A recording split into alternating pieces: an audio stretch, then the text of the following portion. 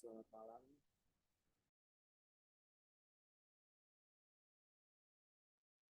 Selamat malam. Jadi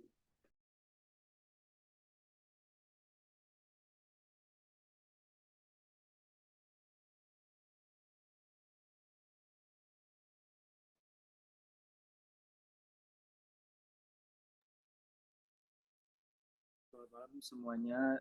Jadi pada hari ini tim 4 akan mengadakan webinar lagi dengan tema plastik polusi dan yang akan menjadi moderator pada malam hari ini adalah saya Vicky Hermawan dari tim Padepokan Simeo. Dan mungkin langsung saja ke pemateri pertama. Jadi ini nanti konsepnya akan ada satu PowerPoint yang akan dipaparkan secara langsung oleh tim tim dari Padepokan Simeo. Jadi mungkin untuk Mbak Nanda bisa uh, apakah sudah siap untuk memaparkan materi beserta dengan timnya?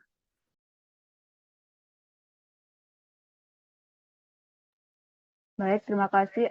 Apakah kedengaran suara saya? Ya, Mbak Nanda sudah terdengar waktu bertempat. Oke, langsung saja. Saya izin share screen.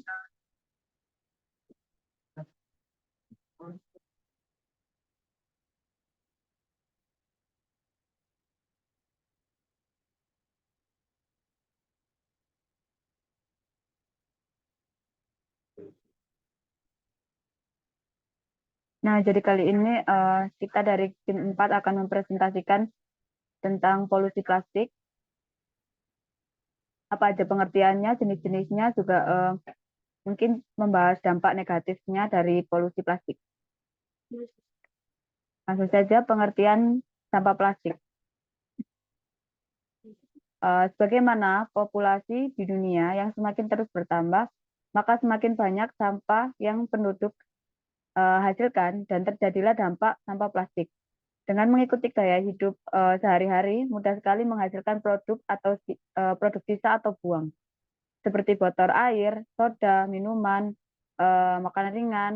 Tetapi akumulasi dari produk buang ini dapat meningkatkan jumlah polusi plastik di dunia. Karena plastik tersusun atas komponen utama polutan racun, maka berpotensi menyebabkan kerusakan yang berbahaya bagi lingkungan yang menghasilkan polusi udara, air, dan tanah. Polusi plastik adalah akumulasi dari produk plastik yang ada di lingkungan yang berdampak buruk terhadap satwa liar, habitat satwa liar, dan manusia.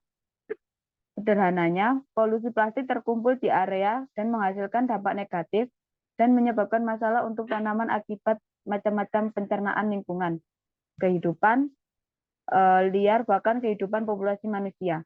Seringkali polusi ini membunuh tanaman dan membahayakan kehidupan binatang lokal. Tidak dipungkiri, plastik merupakan bahan yang sangat berguna dalam kehidupan sehari-hari. Tetapi ini terbuat dari senyawa racun yang dikenal dapat menyebabkan sakit. Lanjut, faktor penyebab tingginya tingkat pencemaran plastik di lingkungan. Kantong plastik telah menjadi sampah yang berbahaya dan sulit dikelola. Diperlukan waktu puluhan tahun, bahkan ratusan tahun untuk membuat sampah plastik tersebut benar-benar terurai. Plastik yang berperan sebagai polutan dikategorikan ke dalam mikro, meso, atau puing-puing makro. Berdasarkan ukurannya, plastik berharga murah, tahan lama, dan menghasilkan tingkat produksi plastik oleh manusia menjadi tinggi. Namun umumnya struktur kimia yang dari plastik membuat mereka tahan terhadap banyak proses alami, degradasi, dan akibatnya mereka lambat juga untuk didegradasi. Lanjut, data plastik dari tahun ke tahun.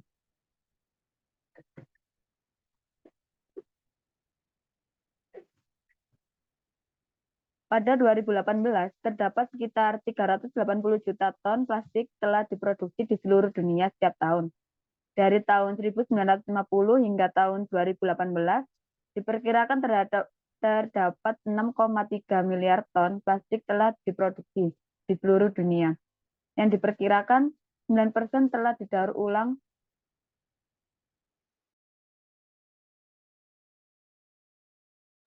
Mohon maaf, saya lanjutkan.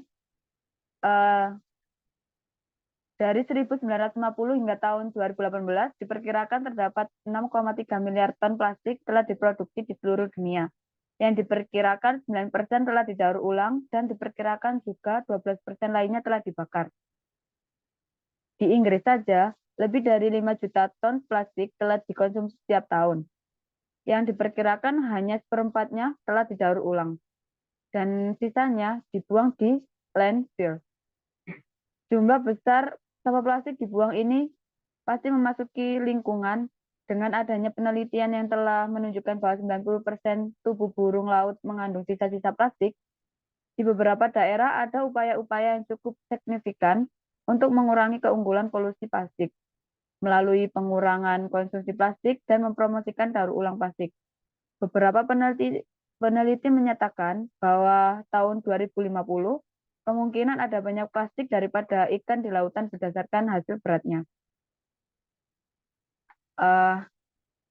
Terima kasih. Mungkin cukup untuk saya. Selanjutnya akan dipresentasikan oleh rekan saya, yaitu Mas Julian. Bisa dilanjut.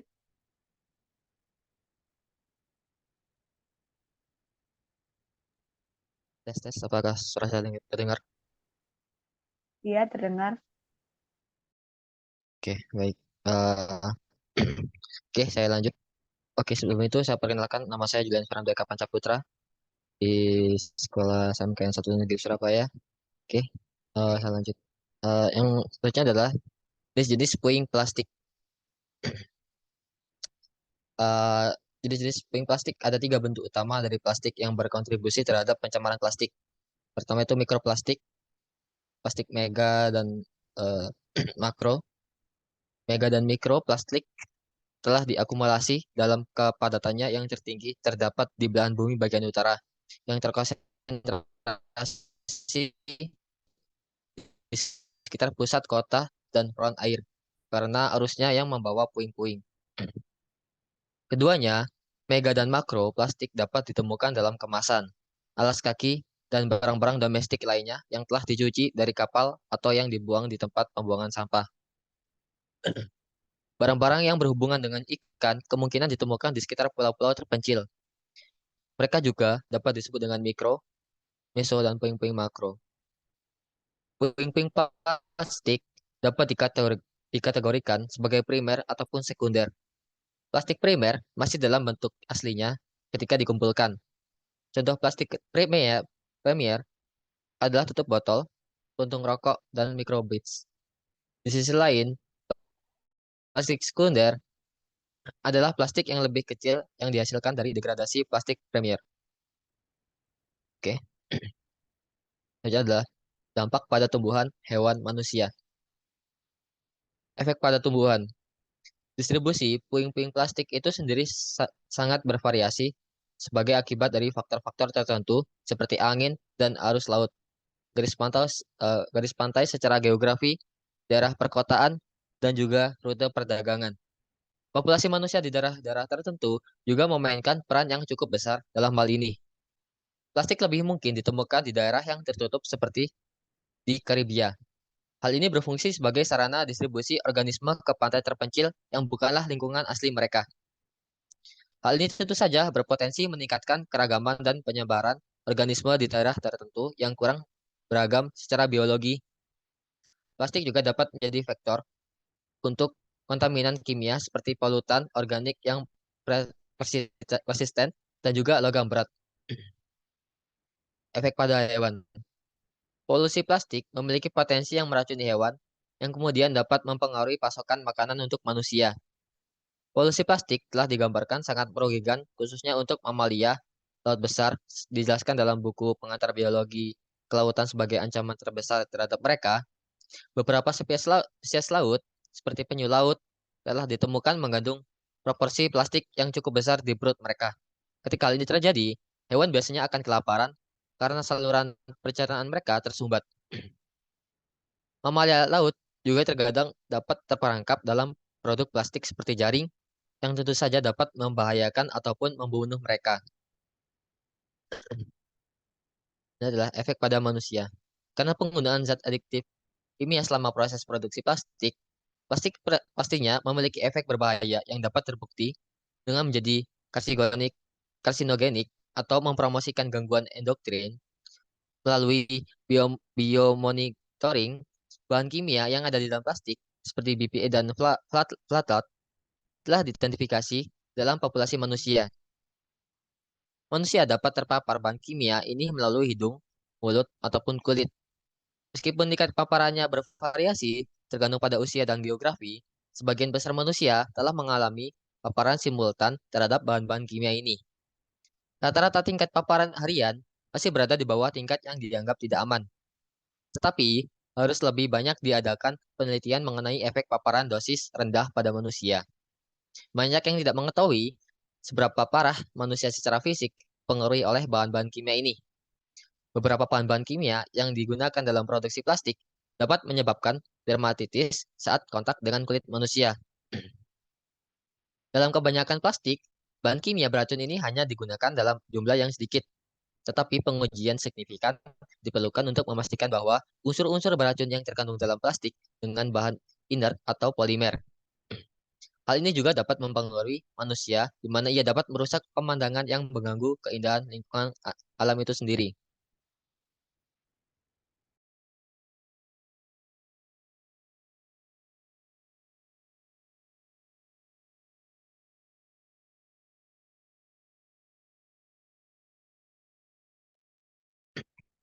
Eh, Oke, Eh, dampak sampah plastik bagi lingkungan. Sampah plastik yang dibuang sembarangan berpotensi merusak dan mencemari lingkungan. Limbah plastik juga termasuk dalam sumber polusi lingkungan terbesar di seluruh dunia. Apabila dibiarkan begitu saja, dampak sampah plastik bisa berbahaya bagi ekosistem dan kelangsungan hidup di bumi. Berikut ini adalah beberapa dampaknya. Pertama itu adalah pencemaran air, yang kedua pencemaran tanah, yang ketiga pencemaran udara. Mungkin cukup sekian dari saya.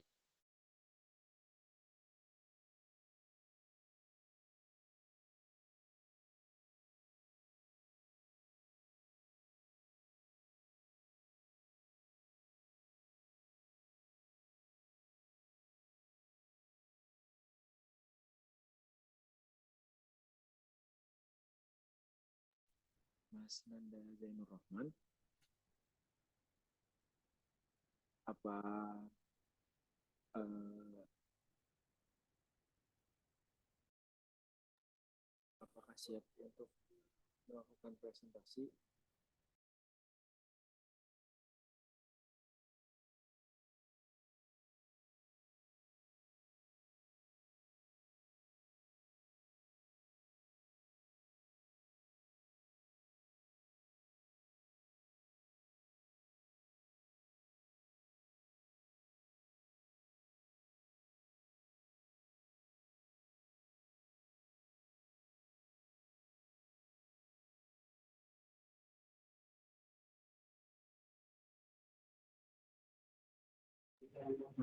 Untuk rekan Nanda Zainur Rahman bisa dipresentasikan ya.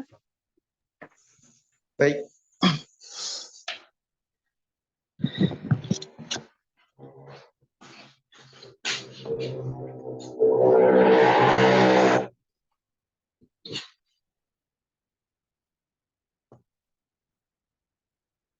Semangat.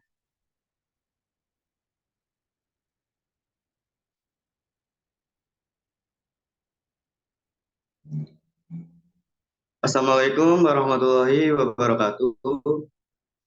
Waalaikumsalam. Perkenalkan, nama saya Nanda Jeni Rohman. Asal instansi saya adalah SMK 2 Tanjung Salor.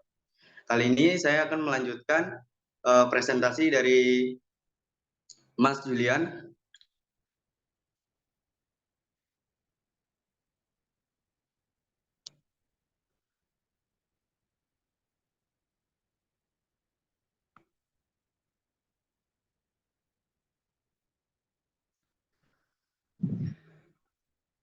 Pencemaran air. Sampah plastik, baik yang bentuknya masih utuh atau sudah hancur, menjadi partikel kecil, bisa mengakibatkan pencemaran air.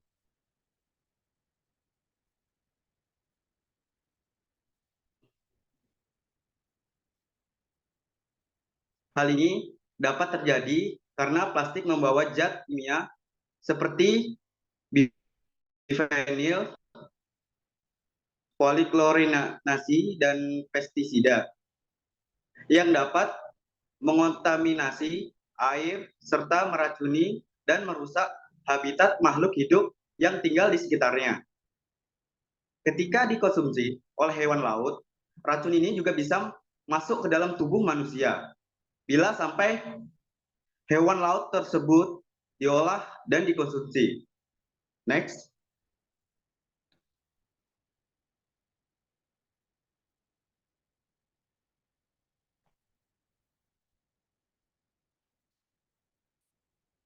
Pencemaran tanah. Dampak sampah plastik selanjutnya adalah pencemaran tanah.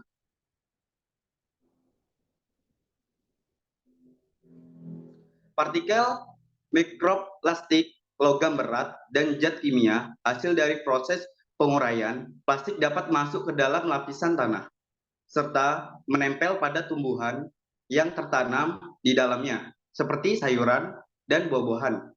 Bila sayuran dan buah tersebut dikonsumsi oleh manusia, risiko terjadi berbagai jenis penyakit pun dapat meningkat. Kontaminasi sampah, plastik ini juga bisa membuat kondisi tanah menjadi tidak subur. Next.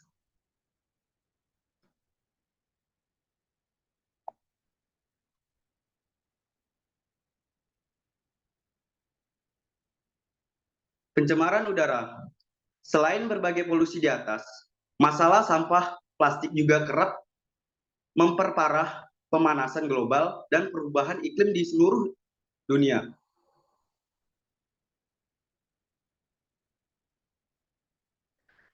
Proses pembakaran sampah plastik yang dilakukan secara terbuka bisa mengakibatkan terjadinya polusi udara. Hal itu disebabkan oleh adanya partikel mikroplastik, logam berat seperti kadmium dan timbal, serta benefil poliklorinasi yang terlepas dan mencemari udara. Next.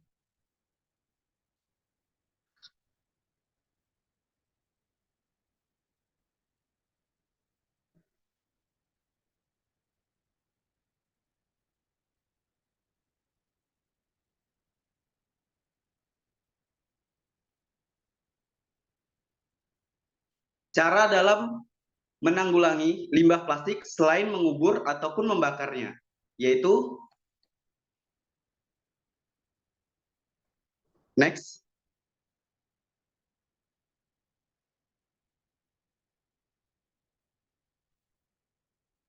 Satu, Furokushi Boenhelan.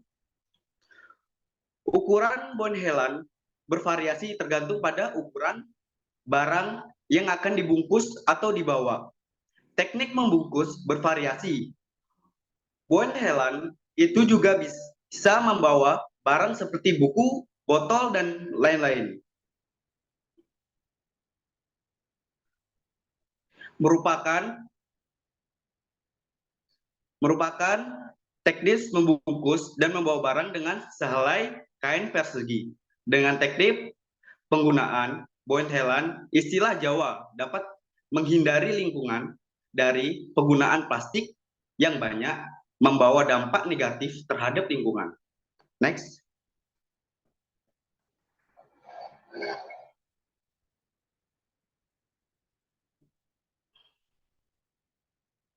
Dua,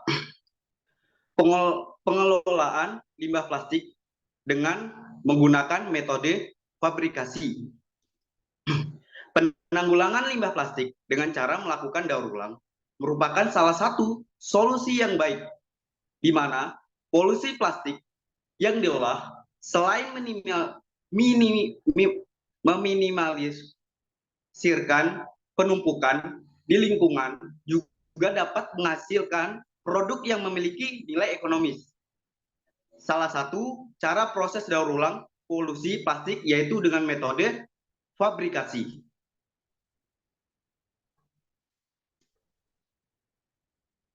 Langkah-langkah pengelolaan polusi plastik dilakukan dengan metode fabrikasi yaitu pemotongan, pemanasan, dan pelunakan, pembentukan dan percetakan, dan yang terakhir pengerjaan menggunakan mesin atau machining. Next. Oke, terima kasih untuk rekan Nanda Zainur Rohman, bisa nanti dilanjut oleh Wahyu ya. Namun ada sedikit tambahan. Terima kasih. Ya. Terima kasih. Di langkah-langkah pengolahan polusi plastik dilakukan dengan metode fabrikasi, yaitu pemotongan, yaitu merupakan tahapan pembuatan sampah kemasan plastik menjadi kemasan kecil, yaitu yang kedua pemanasan dan pelunakan, yaitu dilakukan pada potongan-potongan sampah kemasan plastik hasil dari proses pemotongan menggunakan mesin, Kempa dan Hekun. Yang ketiga yaitu pembentukan dan percetakan, yaitu di mana proses pembentukan dilakukan dengan cara melunakkan material sampah plastik dengan menggunakan heat transfer, kemudian dicetak. Dan yang terakhir pengerjaan menggunakan mesin atau machining, yaitu proses pembentukan material daur ulang menggunakan alat pertukaran yang canggih untuk mencapai material yang diinginkan. Nah, tahap terakhir ini adalah proses finishing, yaitu yang dilakukan pelapisan clear spray agar hasil daur ulang tampak lebih mengkilap. Itu saja tambahan dari saya. Bisa dilanjut dengan rekan saya, Wahyu Erik, untuk slide selanjutnya.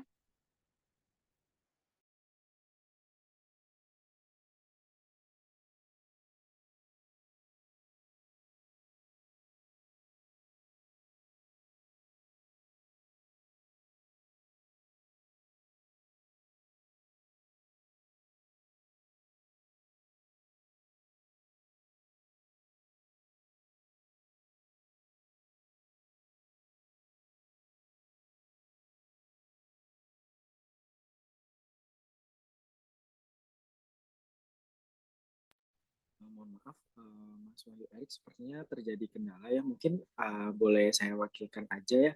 Dalam upaya pengurangan polusi sampah plastik, itu biasanya dimulainya tuh dari kita-kita dulu ya.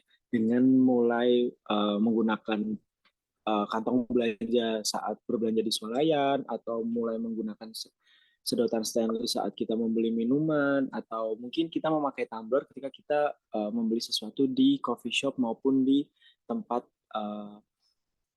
yang berjualan minuman-minuman soft drink seperti itu. Boleh di next, mana enggak?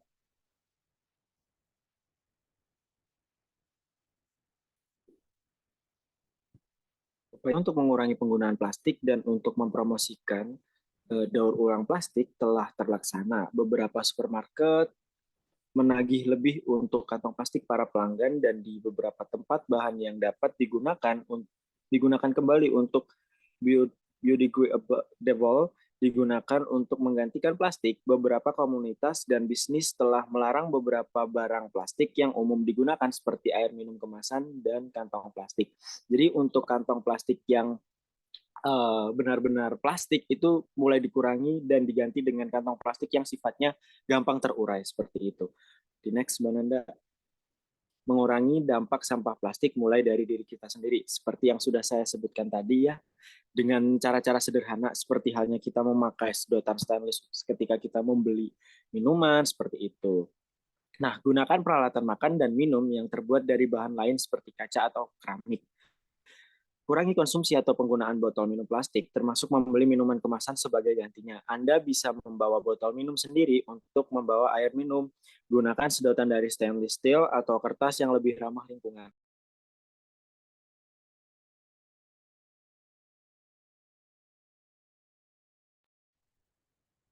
Pilih produk kemasan atau peralatan makan dan minum yang terbuat dari plastik mudah terurai atau berlabel biodegradable dan tidak menggunakan bisphenol A atau BPA. Bawa dan gunakan tas belanja sendiri saat berbelanja untuk mengurangi pemakaian tas plastik. Dengan menerapkan beberapa tips di atas, Anda turut berpartisipasi dalam mengurangi dampak sampah plastik, sehingga kelestarian lingkungan dapat terjaga, dan Anda pun terhindar dari masalah kesehatan yang dapat terjadi. Next, Mananda. Oke, mungkin itu saja ya untuk presentasi dari tim 4. Mungkin ada yang ingin ditanyakan bisa langsung bertanya ya, karena mumpung narasumbernya ada di sini nih.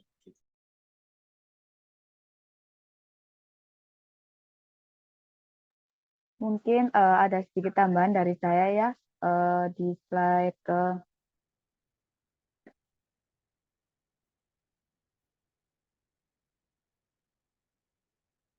nah, Furokoshi ini bontelan ya.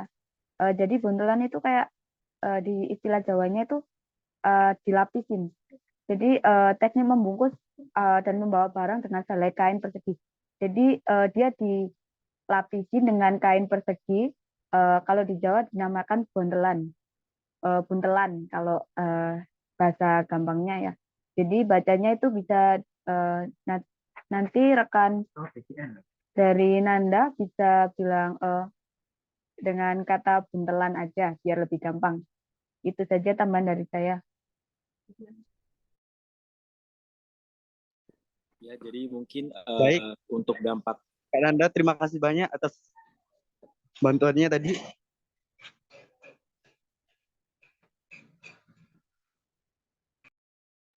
Jadi mungkin untuk sampah plastik sendiri itu sangat berdampak ya di lingkungan, apalagi sebagai as a human ya, kita terlalu banyak menggunakan sampah plastik sehingga banyak sekali dampak di alam yang terjadi gitu, yang bisa saja nantinya akan merugikan kita gitu. Jadi sebisa mungkin kita kurangi penggunaan plastik gitu, karena ketika dilihat sendiri kan, sampah plastik itu baru bisa terurai selama 100 tahun ya kalau nggak salah. Itu baru bisa terurai oleh alam. Jadi untuk sebelum 100 tahun itu tadi, itu pasti bakal apa ya, kayak tetap aja gitu. Gitu. Jadi sebisa mungkin dari kita semua untuk mengurangi penggunaan plastik itu sendiri. Jadi mungkin itu saja ya untuk malam hari ini, karena saya rasa tidak ada pertanyaan, karena para narasumber hebat pada malam hari ini menyampaikannya dengan sangat bagus ya. Jadi bisa membuat para audiensnya mengerti seperti itu. Jadi mungkin akan saya tutup ya acara pada malam hari ini. Terima kasih untuk rekan-rekan semuanya yang sudah menyempatkan hadir pada webinar pada malam hari ini. Terima kasih dan selamat beristirahat. Terima kasih, Mas Kiki. Terima kasih Mas Vicky. Siap, sama-sama.